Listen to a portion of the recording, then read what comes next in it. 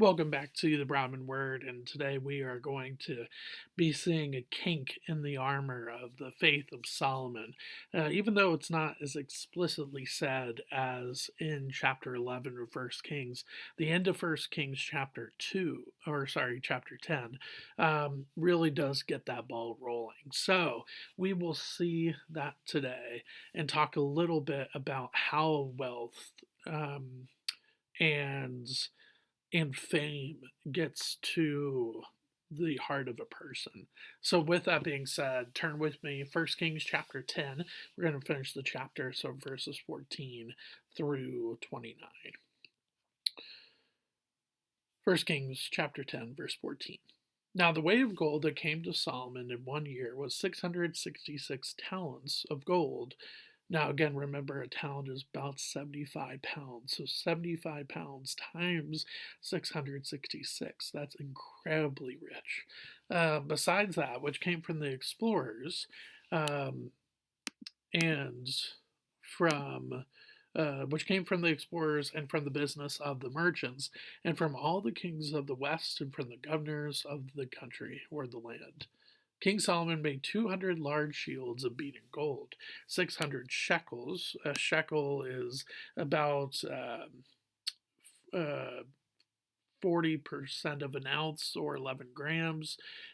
So that's just one shekel, so times that by 600 of gold went into each shield. And he made 300 shields of beaten gold, 3 minas. Minas is about 1 1/4 pounds or zero point 0.6 kilograms. Gold went into each shield. So you take that 1 1/4 pound and multiply that by 3, so that's about 3 3/4 pounds of gold went to each shield. And the king put them in the house of the forest of Lebanon. The king also made a great ivory throne and overlaid it with the finest gold. The throne had 6 steps in the throne room, and the throne had a round top. And on each side of the seat were armrests and 2 lions standing beside the armrests, while 12 lions stood there, one on each end of a step on the 6 steps. The like of it was never made in any kingdom. So I just want to stop there.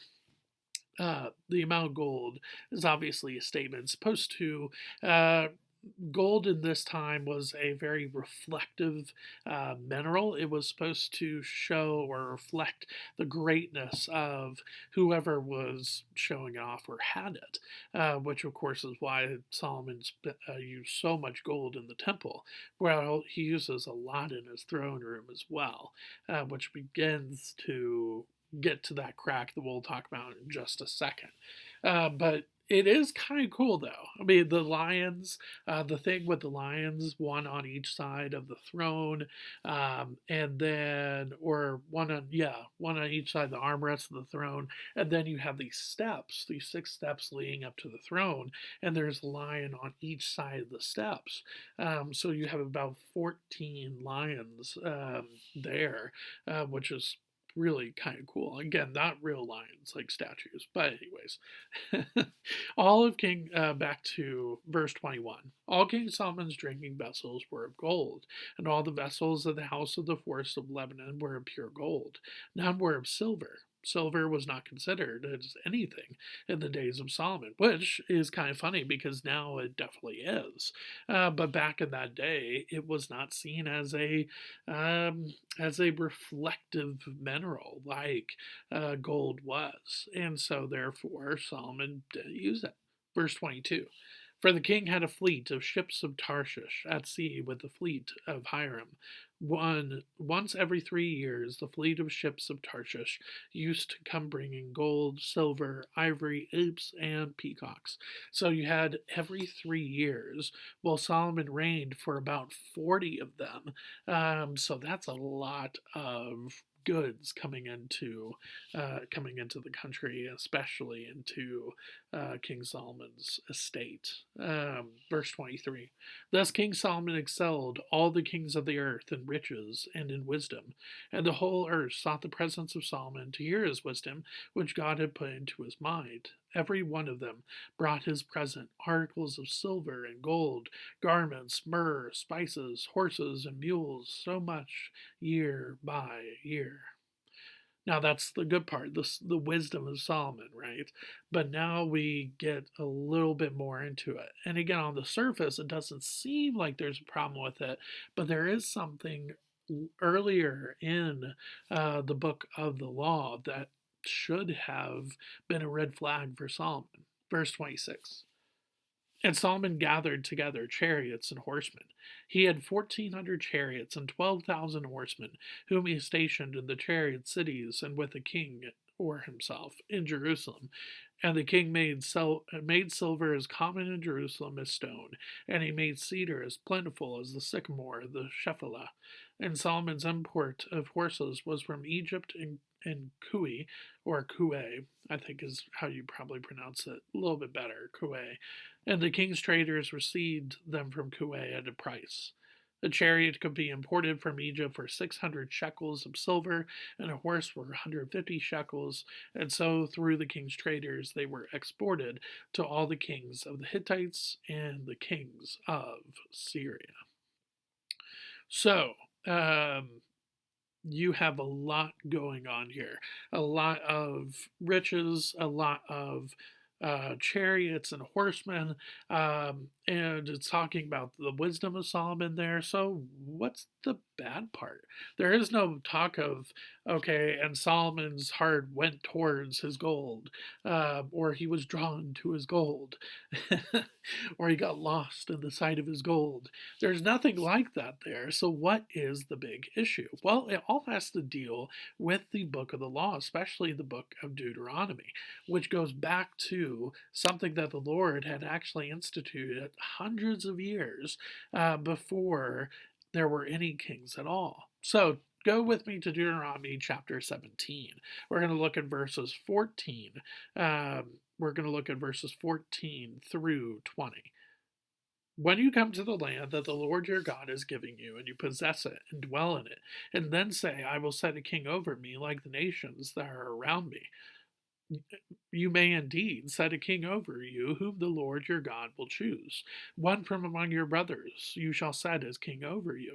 You may not put a foreigner over you who is not your brother. So, first stop there, that is exactly what we see in 1 Samuel chapter 8. We see this cry of Israel to Samuel, to the prophet Samuel, to the judge Samuel, that we no longer want these judges. We want a king, just like the other countries have, but we don't want it to be the Lord.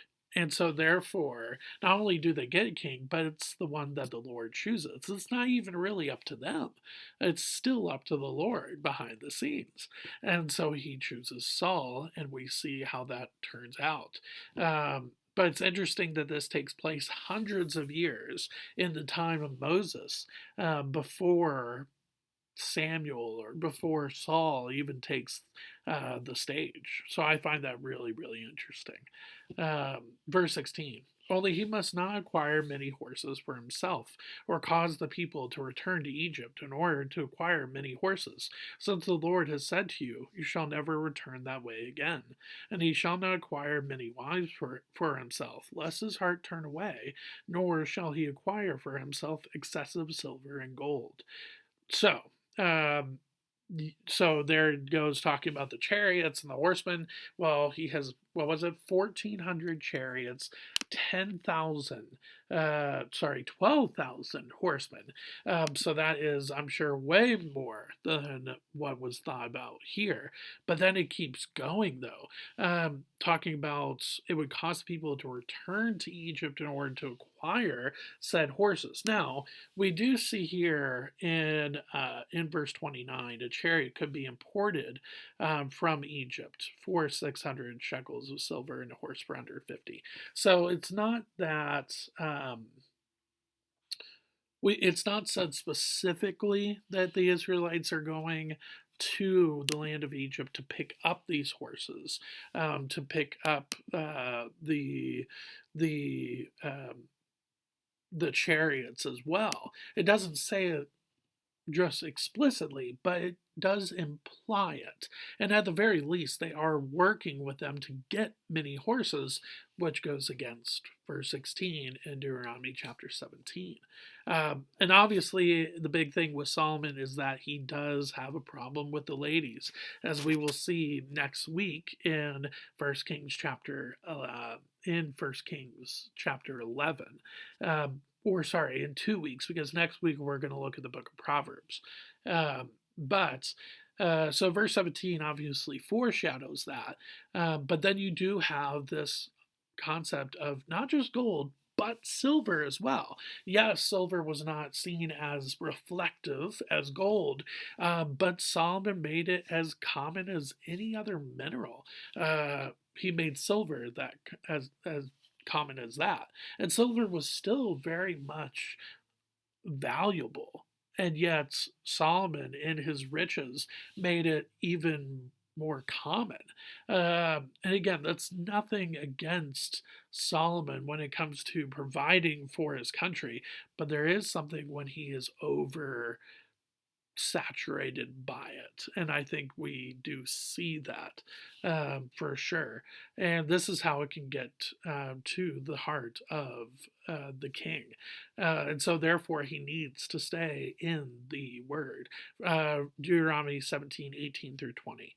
And when he sits on the throne of his kingdom, he shall write for himself in a book a copy of this law, approved by the Levitical priests. And it shall be with him, and he shall read in it all the days of his life, that he may learn to fear the Lord his God by keeping all the words of this law and these statutes and doing them, that his heart may not be lifted up above his brothers, and that he may not turn aside from the commandment either to the right hand or to the left, so that he may continue long in his kingdom, he and his children in Israel. And sadly, we see that Solomon doesn't really, especially in chapter 11, we don't really see him going back to the word. Because if he had been in the word, just like Deuteronomy 17 here is implying, then he would have been aware of Deuteronomy 17:14 through 17, and said, look, maybe we shouldn't import horses and chariots from Egypt. Maybe we shouldn't have as many chariots and horsemen as we do. Maybe we should trust in the Lord with our defense. And then, okay, yeah, we can have, obviously, we need something to pay people with, but there is a certain limit, and we have gone way over that. All those talks about shekels and minas and talents and how much there is that we've been referencing just in this walkthrough of Solomon's life, you go, that's an incredibly crazy amount of gold and silver. And I think that's the excess that is talked about here in Deuteronomy 17. Which then leads to my final point, really the big thing for today, the love of money. Yes, Jesus doesn't say that money is sin. He is saying that the love of money is sin. Here, we don't see explicitly, again, that Solomon goes, oh, money, money, money. And he's like counting his money at his throne, or he's taking a money bath on the side. We're not saying any of that. But he does get very obsessed. He does get very hooked on getting more and more and more and more and more. And it's the love of money that is behind that. And it isn't always necessarily that somebody is actually in love with money, like the actual paper product itself or the coin, but instead, or in our sense, the credit card, but instead it's the idea of just wanting to spend, spend, spend, or save, save, save, and not trusting the Lord with what we are given. That is the root of the love of money being a sin, is that we just get so caught up in the riches that we have that we don't think long and hard about, well, what would the Lord want me to do with this instead? That's where it becomes an issue. And then obviously idolatry as well. Money can take the part of the throne of our heart that should, if not the whole throne of our heart, that should be for only God. That's where the issue comes in. And for Solomon, sadly, it seeps in. Now, granted, next week we'll look at the Book of Proverbs and show how Solomon puts his stamp on that. But in 2 weeks, we will see how that just cracking his heart through the just kind of just disobedience of Deuteronomy 17 begins sadly, to really take hold of Solomon, especially with how many wives he has. So, with that being said, thank you for spending some time with me here today. And again, next week we will look at Solomon's life through the Book of Proverbs. And then we will get back to 1 Kings chapter 11 in 2 weeks.